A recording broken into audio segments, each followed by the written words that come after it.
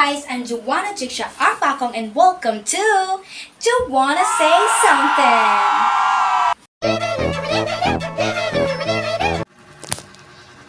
Kamusta? Okay ka lang ba? So, I have a question. Have you ever wondered what shaped you? Or natanong niyo na ba sa sarili niyo na bakit ganito ako ngayon? Bakit ganito ako magsalita ngayon? Or bakit ganito ako mag-act ngayon? If natanong niyo na yan, baka phenomenology yan! Do you wanna know what's phenomenology? Basically, sinasabi lang nito na what you are right now are based on your experiences, okay? You are shaped by your experiences, okay? How you think or act ay basically affected ito ng mga nangyari mo sa buhay mo. Okay? I have chika. Personally, I believe na kaya ako ganito ngayon or ang humubog ng pagkatao ko ay ang experiences ko sa buhay. Okay? To tell you the truth, I've been sexually harassed by my uncle simula nung 4 years old ako hanggang sa magdalaga ako. So, before, I thought it was normal. Okay? Sa tingin ko, normal lang na makaranas ako ng ganon or normal lang na makakita ako ng ganon. Okay? Hanggang sa tumanda ako, feeling ko, hindi na siya big deal pag sinasabi ko siya.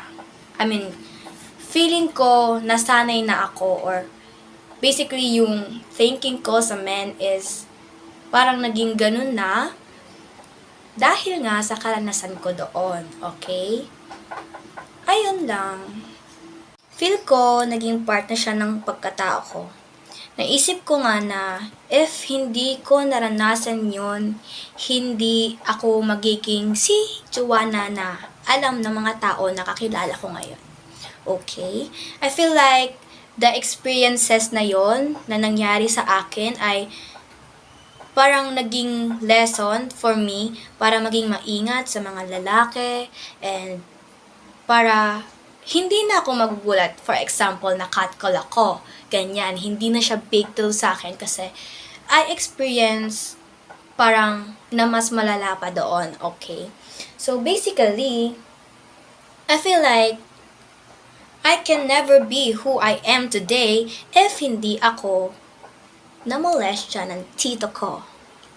Sabihin na natin na madilim or masalimuot yung naranasan kong iyon. Pero, I believe that it toughens me at naging strong ako dahil sa mga karanasan ko na yon. Okay? And di ko alam kung kanino ko to sinasabi, para sa iba ba or para sa sarili ko, pero sa nanonood nito, gusto ko lang malaman mo na hindi lang naman bad experiences ang parang magbubuo ng pagkatao mo. Okay? Marami kang makikilala, mamimit sa buhay at sila din yung makakapagpahubog sa'yo, okay?